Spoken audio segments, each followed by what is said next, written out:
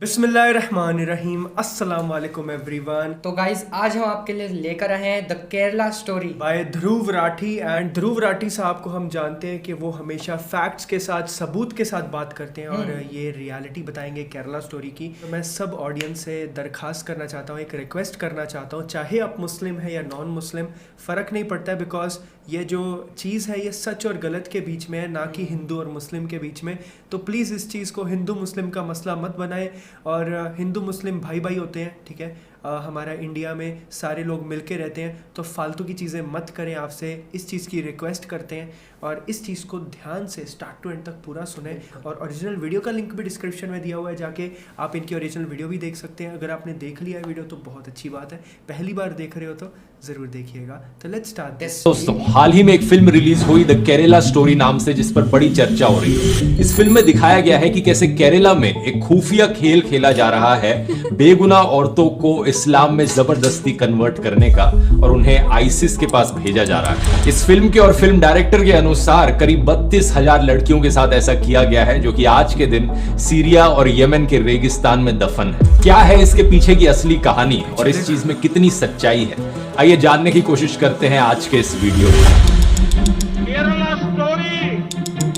मेरे जैसे 32,000 girls convert होके सीरिया और यमन के रेगिस्तान में दफन हो चुकी हैं। आज से करीब 100 साल पहले जर्मनी के तानाशाह एडोल्फ हिटलर ने अपनी एक किताब लिखी थी माइन काम्फ नाम से। इस किताब में इसने बताया था एक प्रोपेगेंडा टेक्निक के बारे में, जिसका नाम था बिग लाई। हिटलर का कहना था लोगों को बहकाने के लिए इतना बड़ा झूठ बोलो, इतना बड़ा झूठ बोलो कि लोगों को लगे यार कोई इतना बड़ा झूठ थोड़ी बोल सकता है। कोई ये बात कह रहा है तो कुछ तो सच्चाई होगी इस बात में। जब झूठ इतना बड़ा हो, इतने कॉन्फिडेंस के साथ बोला जाए तो कुछ लोग उसे सच मान बैठते हैं। लोगों को लगता है यार कोई इतना बड़ा झूठा थोड़ी हो सकता है। इस टेक्निक के एडिशन में एक दूसरी प्रोपेगेंडा टेक्निक बताई थी हिटलर के प्रोपेगेंडा मिनिस्टर जोसेफ गोबल्स ने। गोबल्स ने कहा कि रेपिटेशन भी यहां पर बहुत जरूरी है। इस बड़े झूठ को बार बार दोहराते रहो। इतनी बारी इस बड़े झूठ को दोहराओ कि लोगों को 4 अलग अलग सोर्सेज से यही झूठ सुनने को मिले। ऐसा करने से लोग और कन्विंस हो जाते हैं। फिर एक तीसरी टेक्निक बताई जाती है हाफ ट्रूथ की।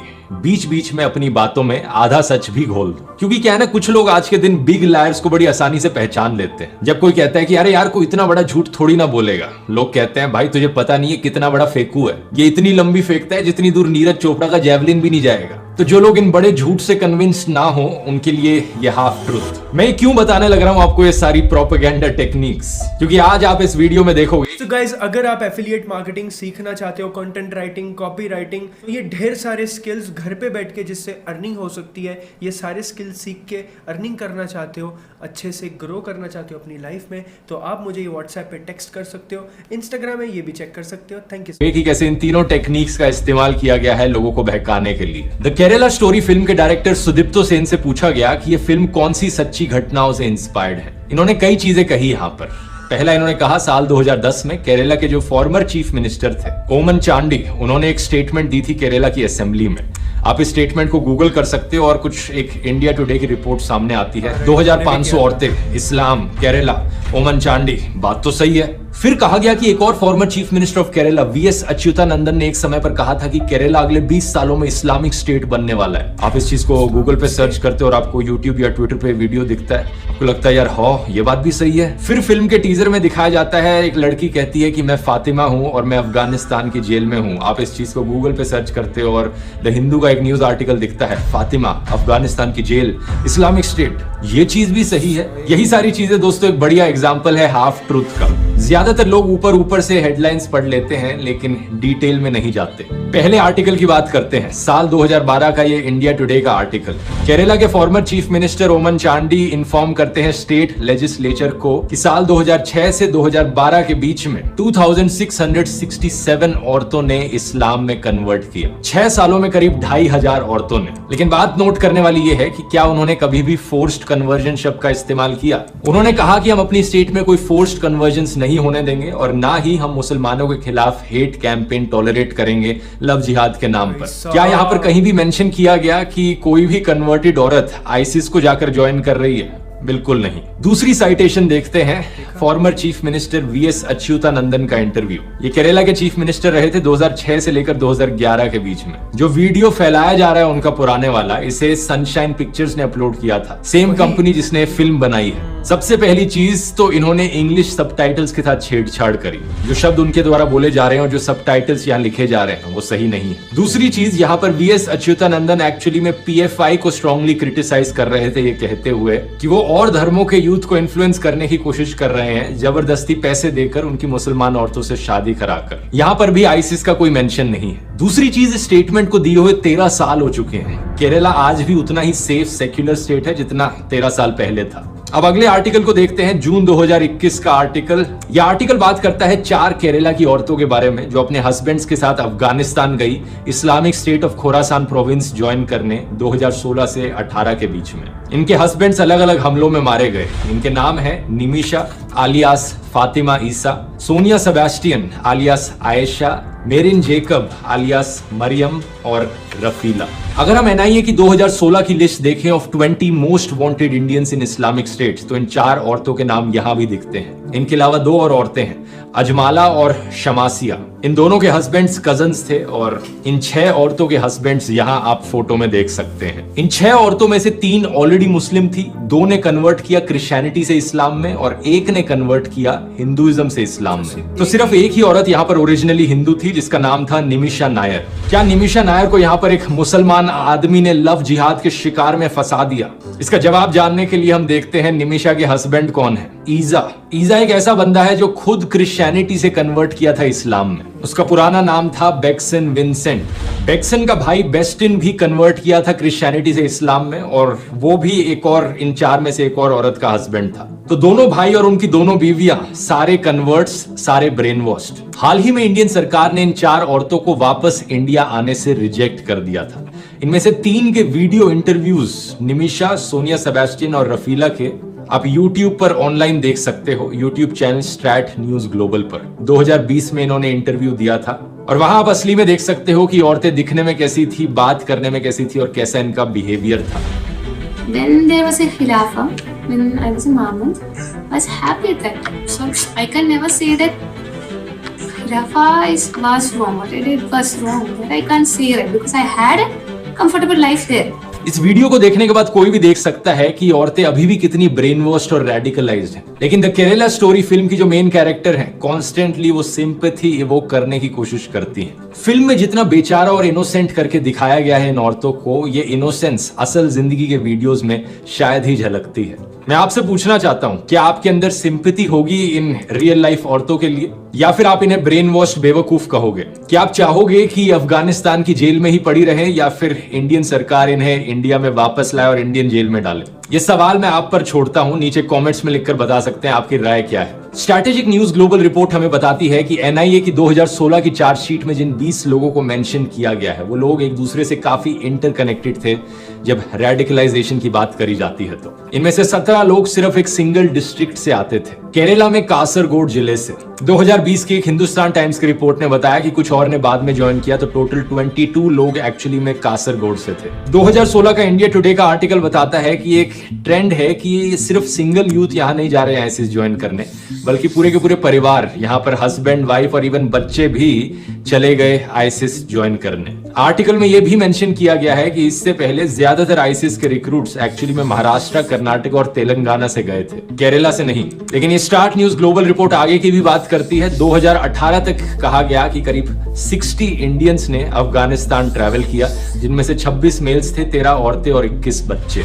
ये सब देखकर क्लियरली कहा जा सकता है कि एक प्रॉब्लम जरूर है यहाँ पर। लोगों को रेडिकलाइज किया जा रहा है, ब्रेन वॉश किया जा रहा है आईसिस ज्वाइन करने को। इंटरनेट के जरिए नए modes of communication open up हुए हैं। 2019 में union minister of state for home affairs G Kishan Reddy ने बताया कि इंडियन इन्वेस्टिगेटर्स ने पाया कि आईसिस एक्चुअली में डार्क वेब और एन्क्रिप्टेड प्लेटफॉर्म्स का इस्तेमाल कर रहा है लोगों को रेडिकलाइज करने के लिए और आतंकवादियों को रिक्रूट करने के लिए। लेकिन सवाल यहाँ पर यह उठता है कि ये प्रॉब्लम कितनी बड़ी है आखिर। फिल्म ने कहा कि 32,000 औरतों के साथ ऑलरेडी ऐसा किया जा चुका है केरला के अंदर।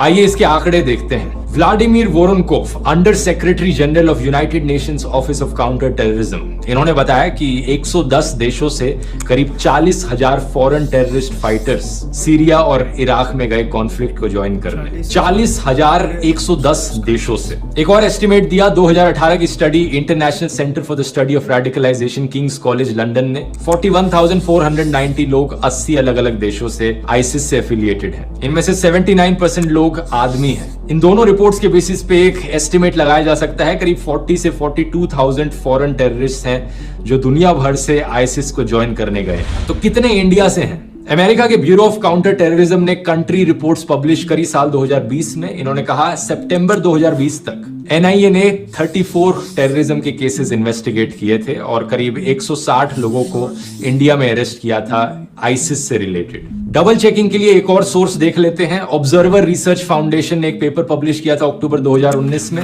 इन्होंने कहा कि प्रो आईसिस केसेस 2014 और 2018 के बीच में इंडिया में थे करीब 180 से 200 के बीच। और ये 200 लोगों का जो अनुमान है यहाँ पर, इसमें सिर्फ वो लोग नहीं है जो एक्चुअली में आईसिस को ज्वाइन करने गए इंडिया छोड़कर, वो लोग भी हैं जिन्होंने आईसिस का प्रोपेगेंडा फैलाया इंडिया में इंटरनेट पर। एक तीसरा सोर्स भी देख लेते हैं। 2019 में इंडियन होम मिनिस्ट्री ने कहा था ये नंबर 155 पर है। अगला सवाल ये कि ये तो ओवरऑल इंडिया के केसेस हुए, केरला में कितने केसेस हैं? तो ये जो 180-200 केसेस का नंबर है, इसमें से 40 केसेस केरला के बताए जाते हैं। तो 200 इंडिया में, 40 केरला में, लेकिन ये नंबर हमें ये नहीं बताता कि एक्चुअली में कितने लोग आईसिस ज्वाइन करने गए थे, क्योंकि इसमें और आईसिस एफिलिएटेड लोग भी हैं, प्रोपेगेंडा फैलाने वाले लोग भी इंक्लूडेड हैं। एक्चुअली में कितने लोग गए आईसिस को ज्वाइन करने इंडिया छोड़कर? यूएस की डिपार्टमेंट ऑफ स्टेट की रिपोर्ट ने बताया कि करीब 66 नॉन इंडियन ओरिजिन फाइटर्स थे जो आईसिस से एफिलिएटेड थे एज ऑफ नवंबर 2020। सही सुना आपने, सिर्फ 66। 2018 की स्टैट न्यूज ग्लोबल रिपोर्ट ने भी 60 का ही फिगर दिया था, तो ये नंबर उसके बड़े आसपास है। तो इस 60 के नंबर में से कितनी औरतें हैं? करीब 13 औरतें हैं। कितनी औरतें हैं जो केरला से हैं? सिर्फ 6 औरतें हैं जो केरला से हैं। इन 6 में से ऐसी कितनी औरतें हैं जिन्हें बाकी धर्मों से इस्लाम में कन्वर्ट किया गया? 3 औरतें हैं। इन 3 में से 2 क्रिश्चियंस थी और 1 हिंदू थी। तो जो फिल्म में दिखाया जा रहा है ये सिर्फ 3 औरतों के साथ असल जिंदगी में हुआ है, और वो भी वैसे नहीं हुआ जैसे फिल्म में दिखाया जा रहा है। और यहाँ दावा किया गया है कि 32,000 औरतों के साथ ऐसा हुआ। यही है वो बड़ा झूठ दोस्तों। ये झूठ इतना बड़ा है कि कोई आम इंसान इसे सुनेगा तो उसे लगेगा यार 32,000 के साथ नहीं, कुछ तो सच्चाई होगी इसमें, कुछ हजार औरतों के साथ ऐसा हुआ होगा।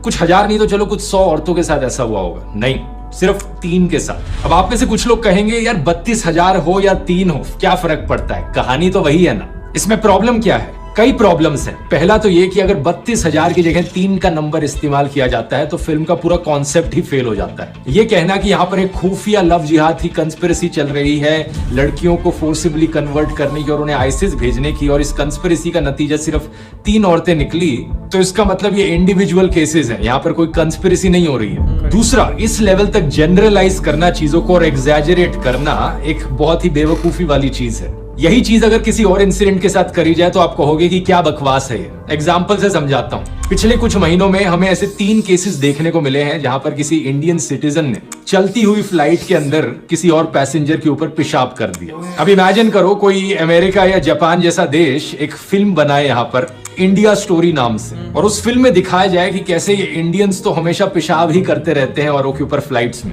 32,000 ऐसे इंसिडेंट्स देखने को मिले हैं जहां पर इंडियंस ने पेशाब किया है किसी और के ऊपर। कैसा लगेगा आपको सुनकर? आप कहोगे कि क्या बकवास चल रही है, देश को बदनाम करने की कोशिश करी जा रही है। लेकिन अगर दूसरी तरफ फिल्म बनाने वाला कहे कि यार 32,000 चलो एग्जैजरेटेड नंबर था, लेकिन 3 के साथ असली में ऐसा हुआ है, इसलिए फिल्म बनाना जस्टिफाइड है यहाँ पर, क्या होगा आपका रिस्पॉन्स ऐसे केस में? कोई सेंस है इस बात की?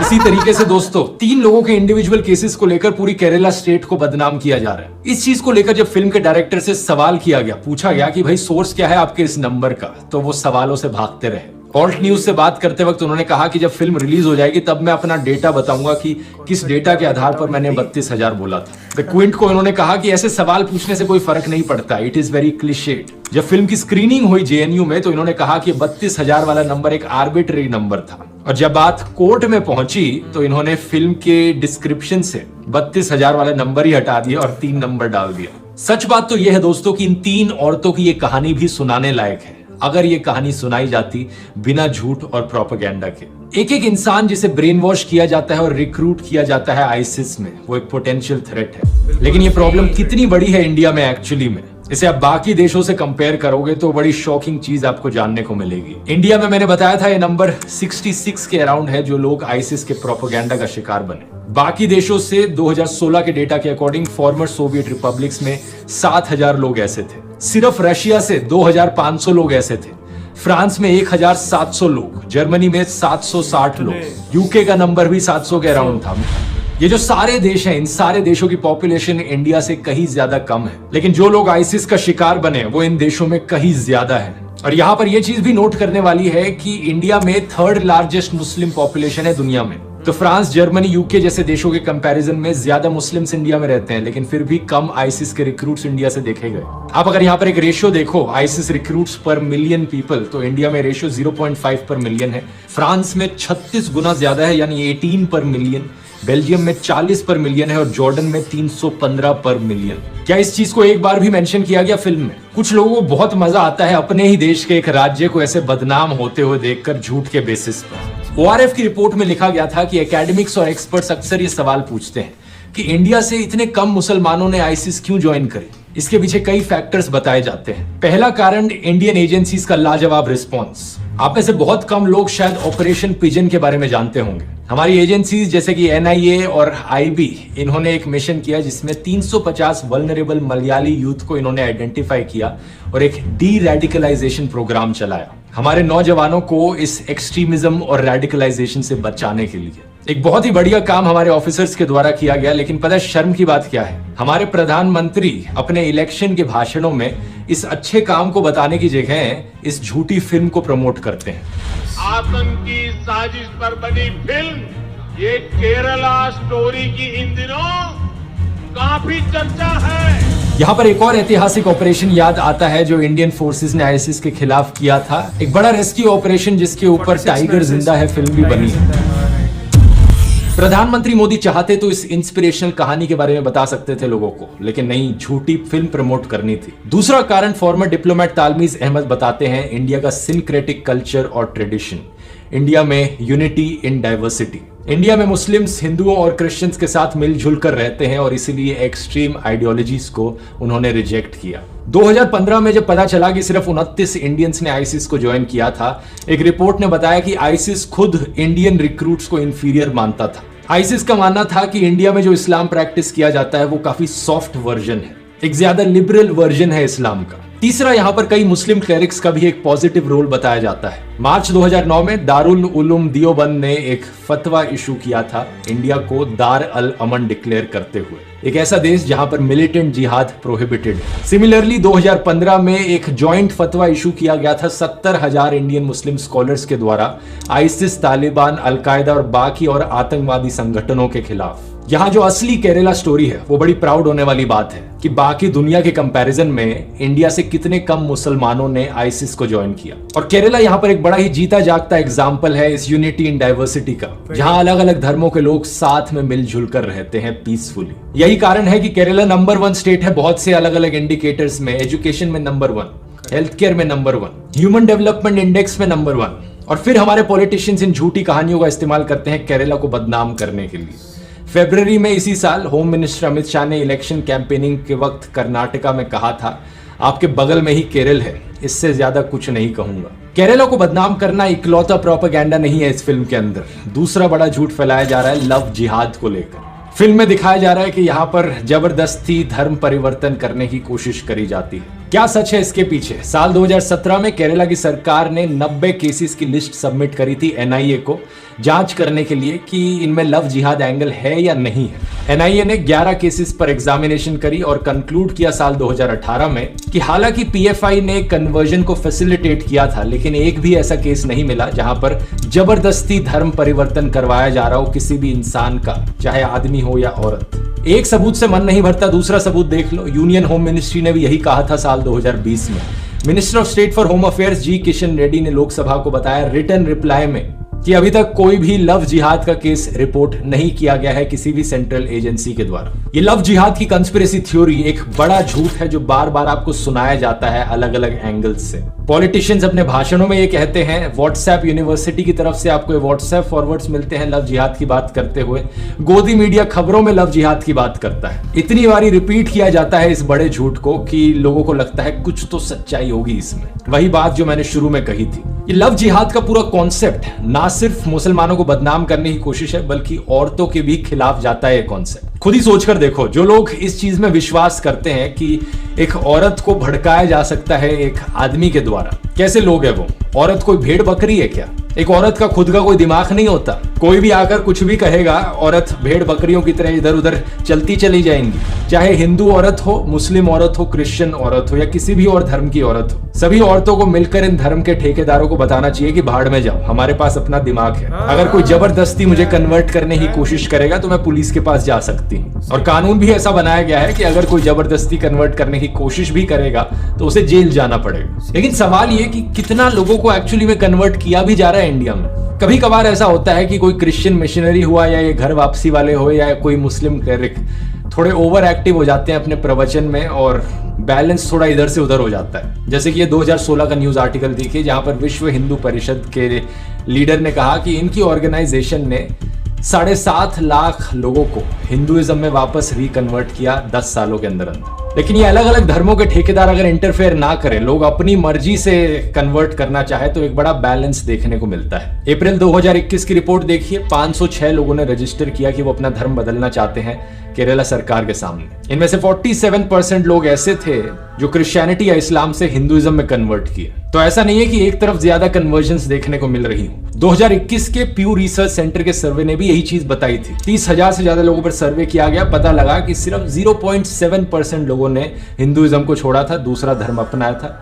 और 0.8% लोगों ने बाकी धर्मों को छोड़कर हिंदुइज्म अपनाया था। यहाँ पर समझने वाली बात यह है कि सिर्फ कुछ पॉलिटिकल पावर के लिए यहाँ पर एक बहुत गंदा खेल खेला जा रहा है। ऐसे बड़े बड़े झूठ बोले जा रहे हैं, कंस्पिरेसी थ्योरीज रची जा रही हैं ताकि हिंदूज और मुस्लिम्स और क्रिश्चियंस को एक दूसरे से लड़ाया जा सके। कुछ पॉलिटिकल पार्टीज को इससे बहुत फायदा मिलता है अगर लोगों के अंदर सिर्फ ये नफरत भरी रहे दूसरे धर्म के लोगों के लिए। शुरुआत में सिर्फ व्हाट्सएप फॉरवर्ड्स थे, फिर गोदी मीडिया ने ये काम करना शुरू किया और अब पूरी की पूरी प्रोपेगेंडा फिल्में बनाई जा रही हैं लोगों को बहकाने के लिए। आज से 100 साल पहले हिटलर के समय में भी ऐसा ही होता था, बड़ी प्रोपेगेंडा फिल्में बनती थी। Triumph of the will, the traitor, Robert and Bertram, the eternal Jew, ढेर सारी ऐसी फिल्में हैं जो अपनी मन मर्जी से हिस्ट्री को डिस्टॉर्ट करती थी, ज्यूज को बदनाम करने का काम करती थी और जर्मन आर्यंस को ग्लोरीफाई करती थी। ऐसे ही बड़े बड़े झूठ उन फिल्मों में भी बोले जाते थे, रिपीट किए जाते थे ताकि लोगों को कन्विंस किया जा सके। ये लोग सिर्फ सत्ता और पैसे के लालच में आकर देश को अंदर से तोड़ने का काम कर रहे हैं। इन नफरत के सौदागरों को एक चीज याद रखनी चाहिए, हो सकता है ये सक्सेसफुल हो जाए थोड़ा बहुत डर, वायलेंस और नफरत फैलाने में, लेकिन याद रखना ये देश भी ऐसा है जिसने बहुत चीजें सही हैं। जब जब ऐसी ताकतों ने देश को बांटने की कोशिश करी है, देश के लोगों ने इकट्ठे होकर बाउंस बैक किया है। आखिर में मैं कहना चाहूंगा, अगर आपको इस टॉपिक पर फिल्म देखनी है तो नेटफ्लिक्स पर ये स्वीडिश टीवी सीरीज जाकर देखिए, द कैलिफेट नाम से। उस फिल्म में किसी को बदनाम नहीं किया गया है, कोई झूठ या प्रोपेगेंडा नहीं फैलाया गया है, बल्कि एक सच्ची कहानी बताई गई है कि कैसे स्वीडन में आईसिस ने रिक्रूट किया कुछ यंग लड़कियों को। एक बड़ा ही थ्रिलिंग शो है। बहुत बहुत धन्यवाद।